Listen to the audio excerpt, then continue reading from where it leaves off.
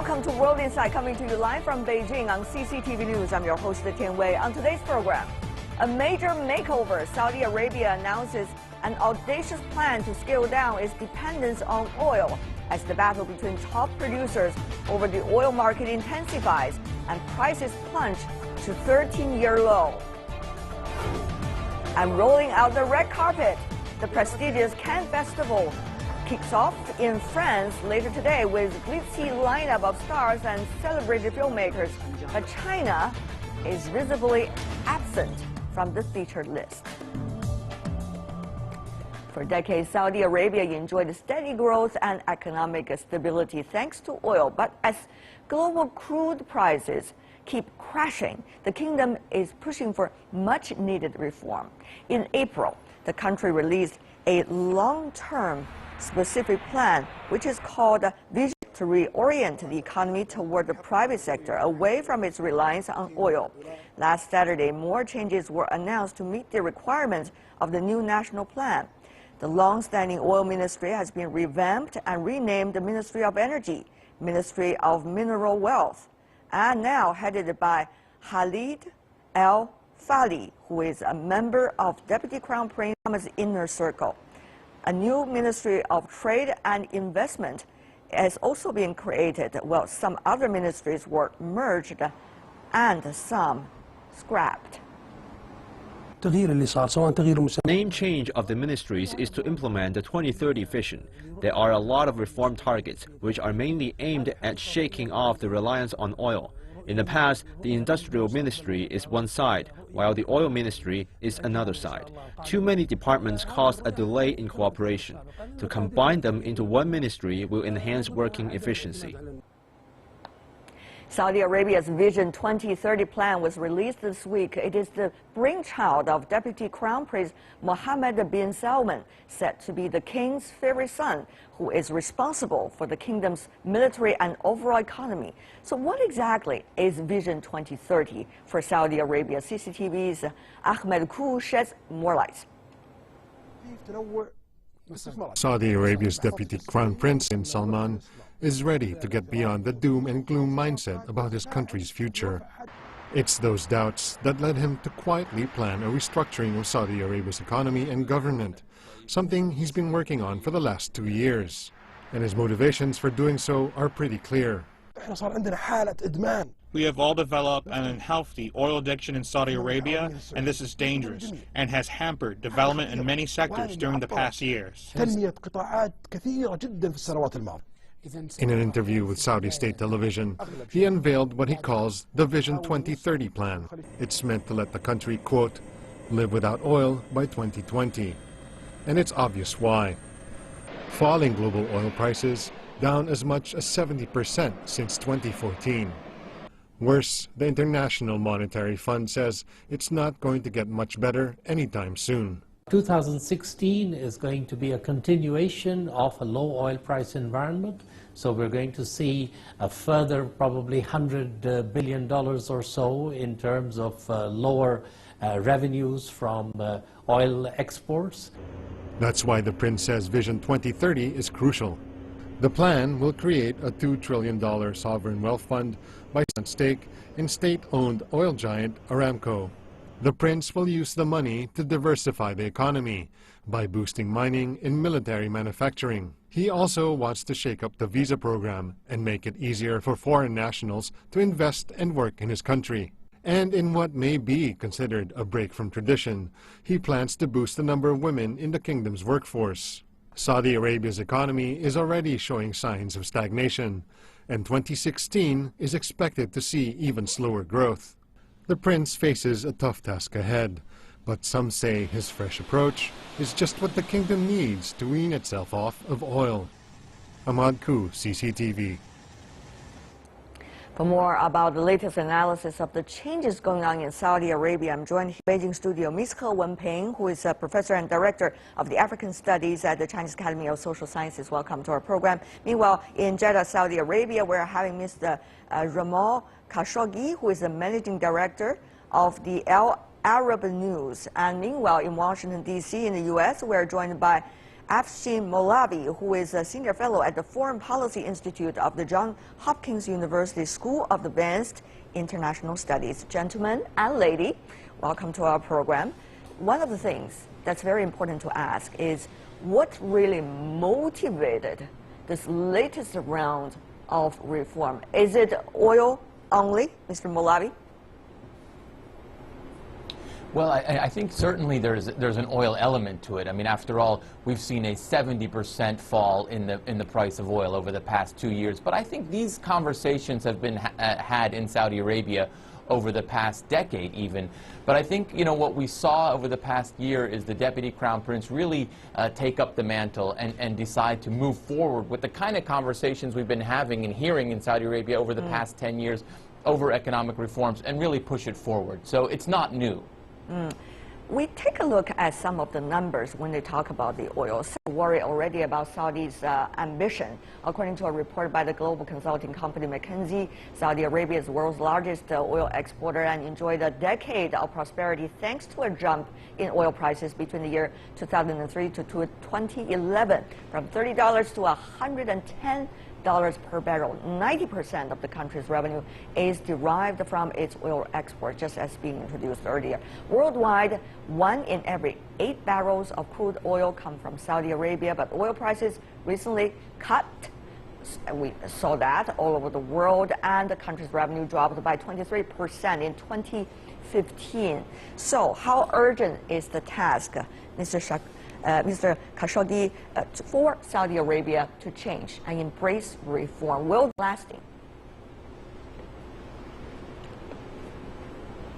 Oh, it is not only the price of oil which will continue on the decline, or at least not going back to the hundreds, but we are begin to admit it is the end of the age of oil. I was, among others, in the audience of Prince Mohammed bin Salman, and I heard him saying that it is just a matter of time till somebody come out from his laboratory with an engine that can go indefinitely, that is very cost or very energy efficient. The admission of the change in technology, it is affecting the oil. Maybe 20 or 30 years from today, there will be abundance of oil, but nobody wants to use it for energy. So realizing that made us, the Saudis, push for diversification, even though we've been talking about diversification as early as 1975. That's right. But we couldn't deliver that goal, and now we feel like with the mistakes of the past, we set up those deliverable goals, and we have to reach them, learning from our mistakes and our failures of the past. Interesting to talk about the failures and experience and lessons. Mr. Khashoggi, exactly what are you referring to? How confident are you this round of reforms, unlike previous rounds, can be a success in terms of changing overall your economic structure? Mr. Khashoggi. I am confident this time because it is being discussed publicly. There is the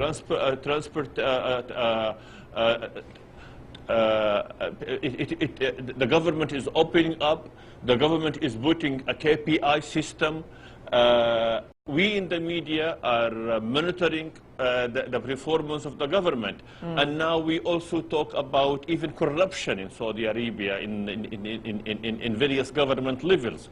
So the pressure is mounting on the government. Of course, I would like to see more transparency, and there was a reference to transparency and accountability on Vision 2030. I very much like to see more political tools in my hand to monitor such a plan, such an ambitious plan. But even if I don't have it, at least we have a KPI system, which I'm going to hold on other Saudis, right, the government responsible to achieve it. Mr. Molavi, since Mr. Khashoggi talking about more political tools possibly in the box, at least he wished for it, but then how about it?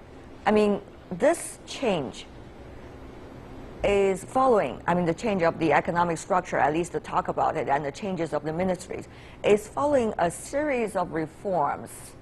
At least the Saudi would believe that is the reform measures taken recently, letting women to vote, and the so-called religious police, their power is being streamlined. And meanwhile, you also see different kinds of scholarship being created by Saudi Arabia to encourage these young people to study all over the world, and also others coming into Saudi Arabia. But will this round of economic reform be the beginning of the sea change, or this is only a makeup campaign, as we have witnessed already many times? No, I think that's a fair question, but I think there really is a seriousness of purpose, and as my colleague Mr. Khashoggi noted, the open discussion that we're seeing about this in the Saudi media on an international level as well, and in even the openness with which the Saudi government has approached the international media on this issue. Visas are being distributed quite widely and liberally. And I think it's also important to note that we've done this in the past. I mean, after all, if we were to look at Saudi Arabia 50 years ago, it would look a lot different than it is today. So they do have a history of building infrastructure well. They do have a history of building a state-owned enterprise as well. If you look at SABIC, the petrochemicals company, it's the second largest chemicals producer in the world. Saudi Aramco is a very efficient national energy company. These are not tea-sipping bureaucracies. And they do have some very highly capable technocrats. Khalid al-Faleh is one of the most capable technocrats you'll find anywhere in the world. So I think this combination of seriousness of purpose with this open debate and transparency about the particular issue, as well as the fact that there are some seriously competent technocrats at the helm, I'm more bullish on this reform process than I have been on previous reform processes. Interesting, we have heard the opinions coming from both gentlemen who have a direct link to Saudi Arabia. And let me come to you, Beijing. Interesting elements we have seen. First of all, the population inside Saudi Arabia. More than 60% of the population now are young people. And they all demand for new jobs and a new economic structure. Secondly, we heard the recent news from Washington regarding the U.S. attitude toward Saudi Arabia as a result of the recent investigation report related to September 11th, and also to Saudi Arabia's questioning role, debatably, related to IS at all. And also the U.S. suggestion, particularly President Obama, that to let Saudi Arabia to increase its own defense. Of course, this is very controversial, but he didn't take it back. So all of these things mixed up, how should we see the overall big picture from China's perspective? I think all those elements you have put forward actually has constituted a very complicated background for us to understand what kind of driving forces for Saudi government now put forward a new round of this very ambitious reform. Actually, I think if you only mention the oil prices drop, it's not so very accurate. Maybe we can name it as a very fundamental driving force, but if you, to my understanding, if we put it in a very accurate way, it is those consequences and has been brought upon by this oil dropping now has forced the Saudi government to make this this reform in a very serious way. Now, I also don't regard it as a make-up one, but in reality, whether it will turn out to be not a make-up one, it's a real one. It's fully dependent on how the Saudi government can make all those plans materialized. We all know the challenges ahead now is mountainous. For example, even this how to improve women's women's voting power or the position in the whole society, right. That's not an easy task at all, even just to pick up this. And another is open the tourism for the outside those visitors. It's not easy at all because all those very conservative social, those behavior right. limitation, those principles, now it's a hurdle. So this leads us to another important question. Mr. Molavi, help us to understand this. We all know this reform has a lot to do with the king's determination. And of course, given the structure politically of Saudi Arabia, that is extremely important. But will one person, will one king make a whole difference about where the country is going? After all, you got a lot of establishments, various kinds, in Saudi Arabia. Yeah, no, I think kings have enormous power in Saudi Arabia, enormous power to shape the country, to shape its direction. I mean, all you have to do is look at some of the things that the previous king, King Abdullah bin Abdulaziz, did in terms of opening the country, opening the dialogue, sending about 150,000 students around the world on scholarship programs, and really moving the ball forward. And I think King Salman may be remembered as a king who really developed the economy, and he may be remembered as kind of the economic development king, particularly with this ambitious vision. And you know, each king, they seem to have come and you know, pursued one action at the right and appropriate time. When King Abdullah was opening up society, it was the right thing to do. And now when King Salman is opening up the economy, it's absolutely the right thing to do, because Saudi Arabia has gone through phases of development. Right. The first phase was building the infrastructure. The second phase was building the human capital. And now they have both, and they needed to take it to the next phase, and they seem to be doing that. But Mr. Malavi, since you are based in the United States and been in that country for long, let me ask you about one specific aspect, geopolitically. U.S., as I mentioned, President Obama, in a recent interview in The Atlantic, suggesting Saudi Arabia has to increase its own defense power, and U.S. is likely, quote-unquote, more withdrawal. It seems that some of the presidential candidates, including Donald Trump, whether he is likely to be in the future the person in the Oval Office or not, also talk about all of this, including Hillary Clinton as well. So what do you make of the U.S. attitude, and how much would that have an impact on the overall decision-making process inside Saudi Arabia? Well, you know, Mr. Khashoggi talked about the end of the era of oil. We're starting to see the frayings of the end, perhaps the end of the special relationship between the United States and Saudi Arabia. This current president, President Obama, certainly did not view Saudi Arabia in the way previous presidents have. I think if there were a Hillary Clinton presidency, the ball it would probably go back to the equilibrium, but the ball has shifted in that direction, right, which means that Saudi Arabia is going to have to handle its own geopolitical affairs more robustly, which that message seems to have gotten across to Riyadh, and actions are being taken across the region. Mr. Shadkagi, what really does it mean? You see U.S. likely to withdraw more, at least indicated by the president. Iran is becoming ever more visible and powerful as a result of its deal with the P5+1 recently regarding nuclear program. And Saudi Arabia urgently needs to change its economic structure. Where is Saudi Arabia going to be from your seasoned journalist perspective in the near future? Yes, it is a time of change for Saudi-American relations. And I think both countries are doing the right thing. I agree with Mr. Obama when he called on Saudi Arabia to become more independent and more capable militarily. And that's exactly what the country has been doing since King Salman came to power, that we took matters into our hand. We always maintain our cooperation or friendly relation with the Americans, but we do not wait for their participation or permission, and we take matters into our hand. We did that in Yemen under international law. So we are becoming more assertive, and the Americans should appreciate that from Saudi Arabia, because they are vacant from the region, and Saudi Arabia is filling in. The difference between Saudi Arabia and Iran also tried to fill in, but it does that countering international agreements and international laws, while Saudi Arabia is respecting international laws and norms of relation. So Saudi Arabia supporting the Syrian people's aspiration for freedom, while the Iranians are supporting a dictator.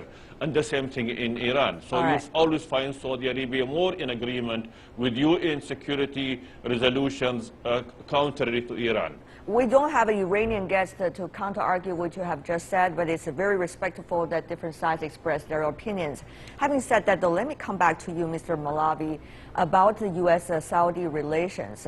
We have seen regarding the September 11th report, there was a big debate inside the U.S. whether the Congress should pass certain bills regarding that. And of course, IIS investigation related to Saudi Arabia. Of course, nobody is suggesting any specific link, but here's the thing. What about Saudi Arabia's status now inside the United States in Washington? Now, what would that mean for the U.S.-Saudi, even economic relations in the near future? Very briefly from you. Sure. I think that the tide has shifted. I think the old ways in which Saudi Arabia was seen as a steadfast ally of the United States, there's a whole new generation of political elites in the United States who do not feel that way. And I think, you know, the tide has shifted. There's really no other way to say it. Mm-hmm. That's already a very accurate way to say it already. Ms. He, what do you make of the change? What does it mean for others?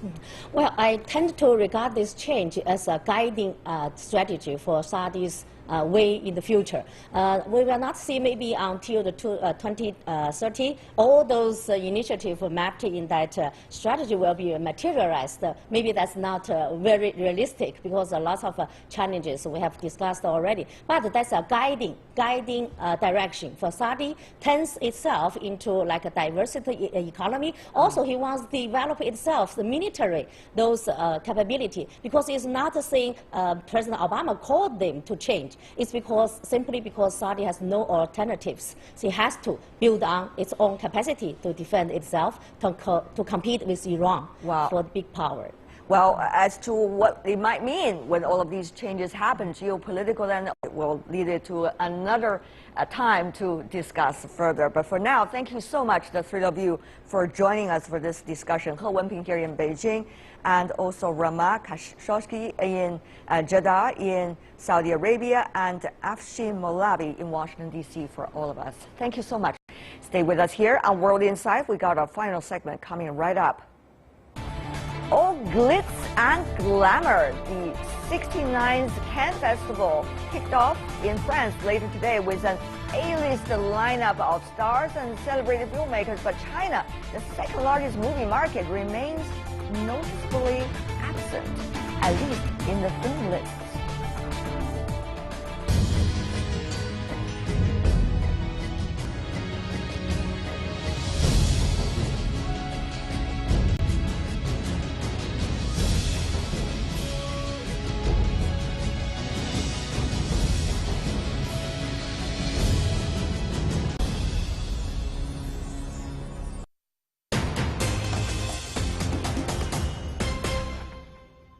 Welcome back. You're watching World Insight on CCTV News. And now we turn to the 69th Cannes Festival. A pack of celebrated filmmakers are presenting their movies to the Riviera in the south of France crowd.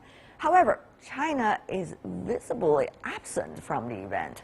Could this be a warning for the fast-growing industry? Let's find out more. A celebration of cinema, one of the biggest film events of the year, the Cannes Film Festival, kicks off in the south of France on Wednesday. Exciting events and showcases are attracting worldwide attention.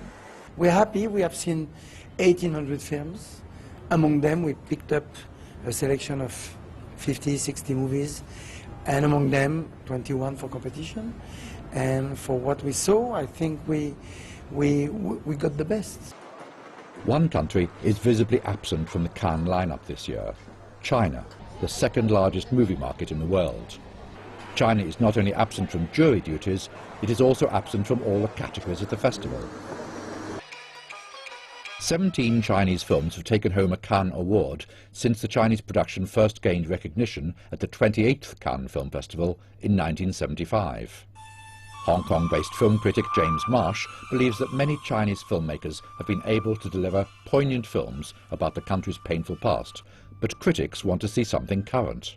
What the Western film community would like to see from China now is what it's like in China now. You know, whether that's specifically political or whether that's just about the day-to-day struggle of artists, filmmakers even.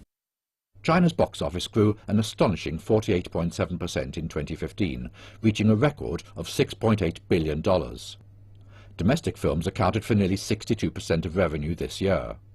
However, box office growth may not necessarily reflect film quality. But it might be Cannes saying to the Chinese film industry in general, you need to up your game.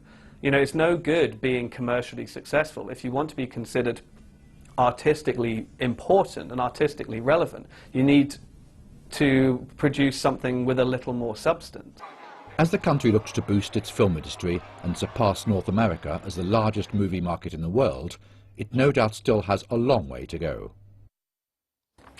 And for the latest about the movie industry with us, we are joined in the Beijing studio by Professor Teng Jimeng from Beijing Foreign Studies University. And also in Los Angeles, we're having Elizabeth Dell, head of the China Task Force at the Producers Guild of America. And meanwhile, in London, we're joined by Mr. James Mudge, who is the director of China Visual Festival. Welcome to the three of you. Professor Teng, if you want, you could also wear your earpiece so you can hear all the other sounds. But let me go to you first, Mr. Mudge. What do you make of the apparent absence of Chinese movie makers this time in the Cannes Film Festival? It used to be regarded as a wonderful place for Chinese filmmakers, but this time, not Chinese movies in any category. Yeah, I mean, I was slightly surprised, I admit, by it. I mean, obviously Cannes has, as you say, been a very strong place for Chinese films in the past, but I think we have seen a few changes over the recent years. I mean, obviously, with the Chinese film industry growing so much, producing so many blockbusters, a lot of the older filmmakers, whether it's Zhang Yimou or Chen Kaige, they're now producing a lot more commercial films, which are not necessarily the kind of films that West maybe wants to see about China. As we heard said earlier there's not that many sort of Chinese productions about the current state of China or current Chinese affairs, whether it's politics, economics.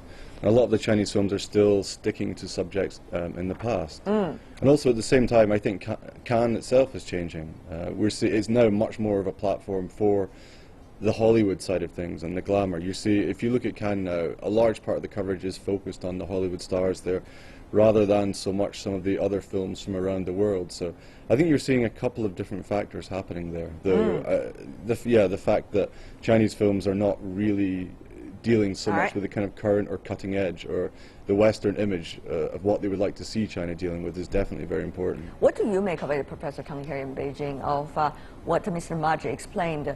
We haven't seen too much in the Chinese movies recently about the real China. Is that a complaint you would also have? No, I don't think so. I think there might be different reasons. Over the past few years, I think Chinese directors have come up with powerful works. And for example, take Yang Chou's Changjiang Tu, in English we translated Cross Current, which is a great piece on social commentary, which is a great social commentary piece, and about these immigrants along the Yangtze River. But of course, that's only one of those examples. Are there many other examples out there? There are also other... How come we are not seeing them in the theaters? Because they're too early. I mean, May is a very bad timing for Chinese directors. Most of the directors will come up with summer holiday blockbusters, and so most of these films are now in post-production stage. Like Zhang Yimou, for example, The Grey Wall, which is a highly anticipated film, which is still now in post-production pace. And so in this case, Cannes is too early. And sometimes films can also be very late. Take Hong Kong-based director Johnny To, for example, 3, which is also a wonderful film that we are anticipating. But then, once again, Cannes is so very much kind of late for this very film. And very interesting what you have just explained. Of course, that has a lot to do with the timing issue. Very technical, but at the same time, many would ask, how many of those movies, in fact, could be screened thoroughly also inside Chinese theaters? I was looking at one name, Wu Tianming, one of those fourth-generation movie directors who passed away recently, and he was the one heading the so-called Xi'an, which is a local film studio in the central western part of China, and he, in fact, identified and nurtured the overall fifth generation of well-known Chinese filmmakers, including Zhang Yimou, Chen Kaige, and many others. his movie, his last movie, which is called Sound of Phoenix. Song of the Phoenix. Yes, right, indeed. right. Was only being screened in very selective theaters on very selective time, meaning not necessarily the time that you get up and watch a movie. Okay. So what do you make? Is commercialization really helping the Chinese movie industry, particularly the so-called good movies? No, I think it's very, very destructive of Chinese artists, art house You even films. use the word destructive? I, in fact, denounce commercialism. I deplore this very, very phenomenon here right now going on here in China. I myself actually was working for the fifth generation since 1990, the early 1990s, and I see a great boom of Chinese cinema since the 1980s and a good part of the 1990s. But with the onslaught of this commercialization and globalization, I think especially Hollywood, this country actually is succumbing to this very commercialism and destroy, I mean, the chances for art house film to survive. Look at this, the schedule that you mentioned.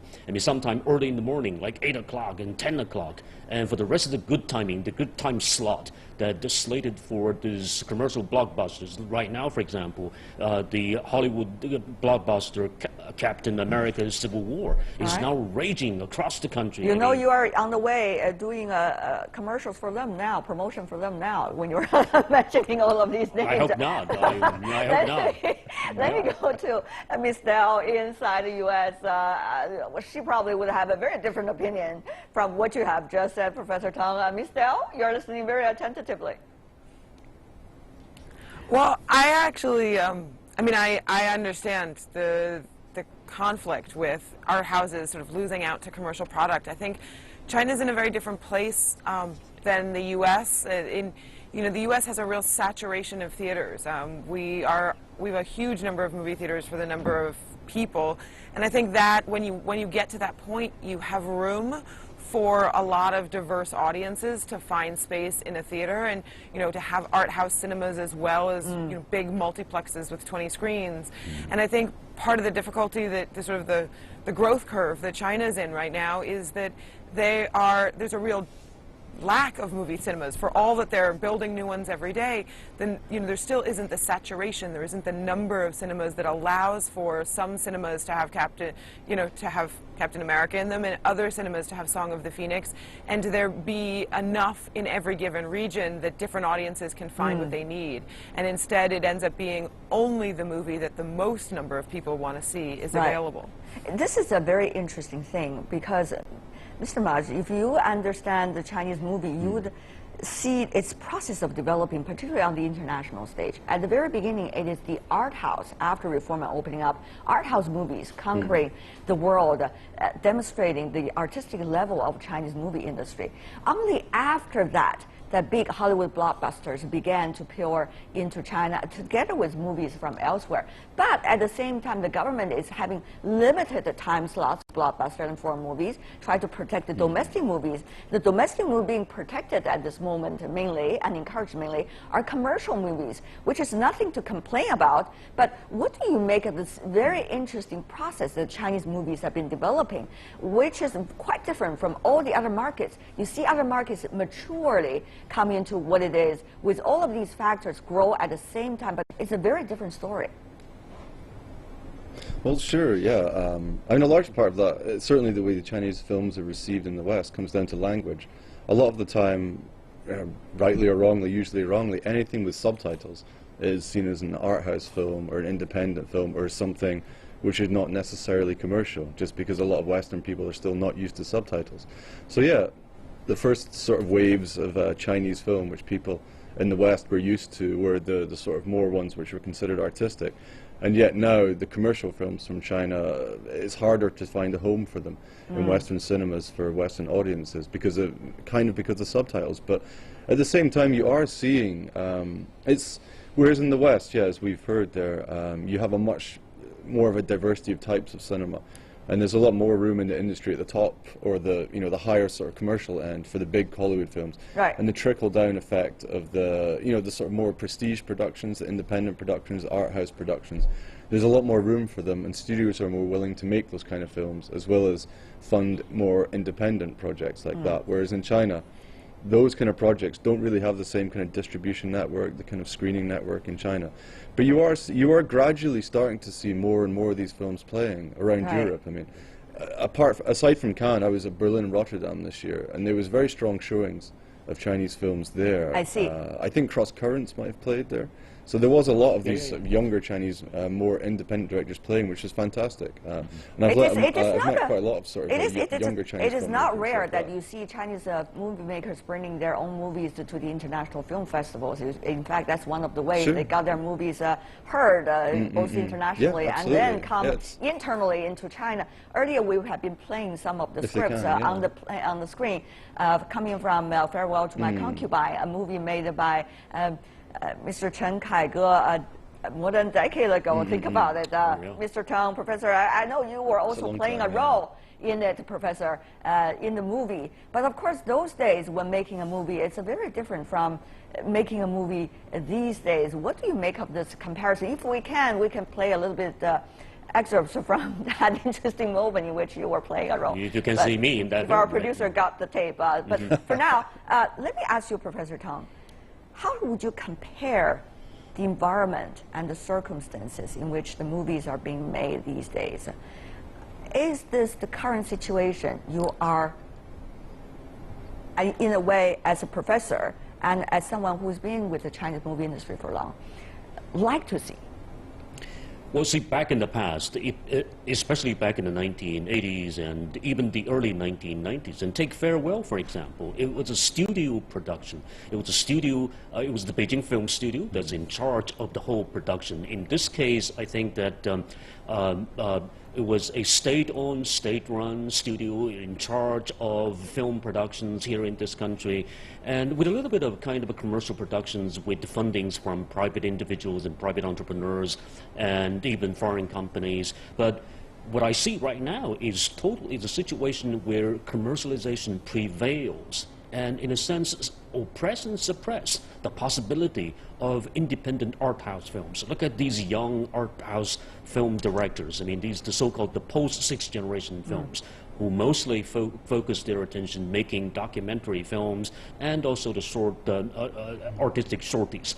They don't have a chance to go, I mean, to be, for their product to be distributed in marketplace without the help of the state, the government, the culture production authorities. Take Wu Tianming's Song of the Phoenix, for example. At the very final stage, back in 2015, the film actually was, the whole production was halted simply because of lack of funding. And eventually, because of these artists, directors, and actor friends that contributes to funding to this very production. It became a big campaign in this country. It was almost like a campaign. Yeah, because Mr. Wu Tianming is really the historic figure in their hearts for all of these producers and also film directors. Having said that, though, Ms. Liao, what do you observe about this latest situation? What can be done in a way to make all possible the different genres of films having their place in the market? Are we focusing too much on mega production and forgetting the real strengths of the Chinese economy, of the Chinese films, particularly internationally? Well, I think that to use Hollywood as an example, Hollywood has kind of divided the financing structures between types of films. So we have the large studios financing the blockbusters and financing some of the really sort of more high-end and more high-budget prestige projects for certain directors and certain talent. And then we have a world of independent financiers, much smaller, much more focused on the artistic merits of a story, and those often congregate around the Sundances and South by Southwest and Tribeca, where you find funding for smaller art house projects. And I think the development of that kind of a network in China for Chinese more artistically focused features is going to be really important. I think right now, the financiers that are coming into the market in China, at least the ones that I'm seeing, are mostly there purely as a financial investment. They are, they want to be there to make more blockbusters because of the growth of the Chinese market. And I think finding kind of the film festival circuits and finding, building the places where the groups of financiers with a much more artistic bent can be there and can be finding the filmmakers to support.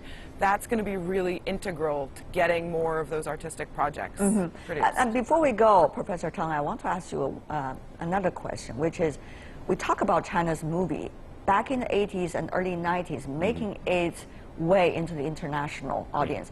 But does it still matter anymore internationally for Chinese movie to make a statement? After all, you've got such a huge market. Does it matter that Chinese movies still internationally get its access?